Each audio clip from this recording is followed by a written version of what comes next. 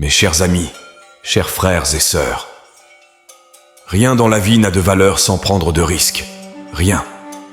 Nelson Mandela a dit qu'il n'y a pas de passion à trouver en jouant petit, en se contentant d'une vie qui est moins que celle dont vous êtes capable de vivre.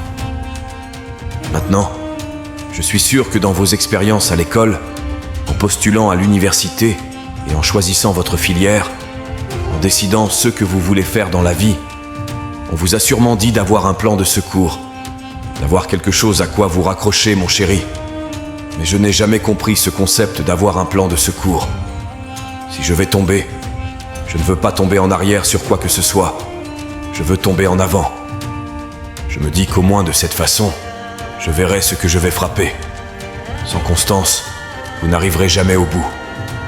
Donc faites ce qui vous passionne. Prenez des risques. N'ayez pas peur de l'échec. Rêvez grand. Mais rappelez-vous que les rêves sans objectif ne sont que des rêves. Reggie Jackson a fait 2600 fois faillite dans sa carrière. Le plus dans l'histoire du baseball. Mais on n'entend pas parler des échecs. On se souvient des coups de circuit. Tommy Edison a mené 1000 expériences ratées. Saviez-vous cela? Moi, je ne le savais pas. Car la 1001e était l'ampoule électrique. Chaque expérience ratée est un pas de plus vers le succès. Il faut prendre des risques. Et je suis sûr que vous avez probablement entendu cela avant. Mais je veux vous parler de pourquoi c'est si important. Vous allez échouer à un moment donné dans votre vie. Vous allez perdre. Vous allez vous embarrasser. Vous allez rater quelque chose. Il n'y a aucun doute à ce sujet. Et je sais que ce n'est probablement pas un message traditionnel pour une cérémonie de remise de diplôme. Mais je vous dis de l'embrasser car c'est inévitable. Dans le milieu du spectacle, vous échouez tout le temps. Au début de ma carrière, j'ai auditionné pour un rôle dans une comédie musicale de Broadway. Un rôle parfait pour moi, je pensais. Sauf le fait que je ne sais pas chanter. Je n'ai pas eu le job. Mais voici la chose. Je n'ai pas abandonné. Je n'ai pas reculé. Je suis sorti de là pour me préparer à la prochaine audition, et la suivante, et la suivante. J'ai prié, et j'ai prié.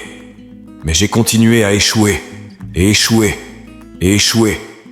Mais cela n'a pas d'importance car, vous savez quoi? Il y a un vieux dicton. Si vous traînez assez longtemps dans un salon de coiffure, tôt ou tard, vous aurez une coupe de cheveux. Donc vous aurez votre chance. Et moi, j'ai eu ma chance. L'année dernière, j'ai fait une pièce de théâtre appelée Clôture sur Broadway. Mais voici le truc.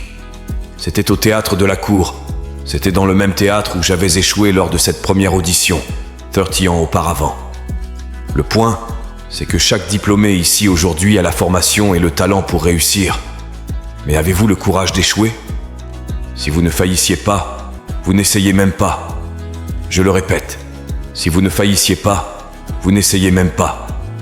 Pour obtenir quelque chose que vous n'avez jamais eu, vous devez faire quelque chose que vous n'avez jamais fait. Imaginez que vous êtes sur votre lit de mort, et autour de votre lit de mort, il y a des fantômes représentant votre potentiel non réalisé. Les fantômes des idées sur lesquelles vous n'avez jamais agi. Les fantômes des talents que vous n'avez pas utilisés. Et ils sont autour de votre lit, en colère, déçus et contrariés.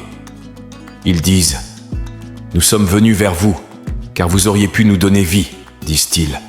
Et maintenant nous devons aller ensemble à la tombe. » Alors je vous demande aujourd'hui, combien de fantômes seront autour de votre lit quand viendra votre heure? Je reviens tout juste d'Afrique du Sud. C'est un pays magnifique. Mais il y a des endroits là-bas avec une pauvreté terrible qui ont besoin d'aide. Et l'Afrique n'est que la partie émergée de l'iceberg. Le Moyen-Orient a besoin de votre aide. Le Japon a besoin de votre aide. L'Alabama a besoin de votre aide. Le Tennessee a besoin de votre aide. La Louisiane a besoin de votre aide. Philadelphie a besoin de votre aide. Le monde a besoin de beaucoup. Et nous avons besoin de vous. Nous avons vraiment besoin de vous, jeunes gens. Je veux dire, je ne parle pas au nom du reste d'entre nous ici, mais je sais que je deviens un peu plus gris. Nous avons besoin de vous, les jeunes gens, car rappelez-vous ceci, vous devez y aller. Vous devez donner tout ce que vous avez, que ce soit votre temps, votre talent, vos prières ou vos richesses. Que ferez-vous de ce que vous avez? Je ne parle pas de combien vous avez. Certains d'entre vous sont en affaires, certains d'entre vous sont théologiens, infirmiers, sociologues. Certains d'entre vous ont de l'argent. Certains d'entre vous ont de la patience. Certains d'entre vous ont de la gentillesse. Certains d'entre vous ont de l'amour. Certains d'entre vous ont le don de la longanimité. Peu importe ce que c'est, peu importe votre don, que ferez-vous de ce que vous avez? Maintenant, voici mon dernier point sur l'échec. Parfois, c'est le meilleur moyen de savoir où vous allez. Votre vie ne sera jamais un chemin droit. J'avais 20 ans, j'étais au plus bas, et un jour, je me souviens exactement du jour, le 27 mars 1975, j'aidais ma mère dans son salon de beauté. Ma mère possédait un salon de beauté à Mount-Vernon, et il y avait cette vieille dame considérée comme l'une des anciennes de la ville, et je ne la connaissais pas personnellement. Mais je regardais dans le miroir, et chaque fois que je me regardais, je pouvais la voir derrière moi, et elle me fixait. Elle ne faisait que me regarder. Chaque fois que je la regardais, elle me lançait des regards étranges. Alors elle a finalement enlevé le séchoir de sa tête et a dit quelque chose que je n'oublierai jamais. Elle a dit « Jeune homme, j'ai une prophétie spirituelle. Elle a dit que tu vas parcourir le monde et parler à des millions de personnes. Et dans les années qui ont suivi, juste comme cette femme l'avait prophétisé, j'ai parcouru le monde et j'ai parlé à des millions de personnes à travers mes films. Des millions qui jusqu'à ce jour ne pouvaient pas me voir, qui jusqu'à ce jour je ne pouvais pas voir, alors que je leur parlais et qu'ils ne pouvaient pas me voir. Ils ne pouvaient voir que le film. Ils ne pouvaient pas voir le vrai moi. Mais je vois la jeunesse aujourd'hui. Et je suis encouragé par ce que je vois. Je suis renforcé par ce que je vois. Parce que prendre des risques ne concerne pas seulement le fait de chercher un emploi. Il s'agit aussi de savoir ce que vous savez et ce que vous ne savez pas. Il s'agit d'être ouvert aux gens et aux idées, les chances que vous prenez, les gens que vous rencontrez, les gens que vous aimez, la foi que vous avez. Voilà ce qui va vous définir. Ne soyez jamais découragés. Ne retenez jamais vos arrières. Donnez tout ce que vous avez.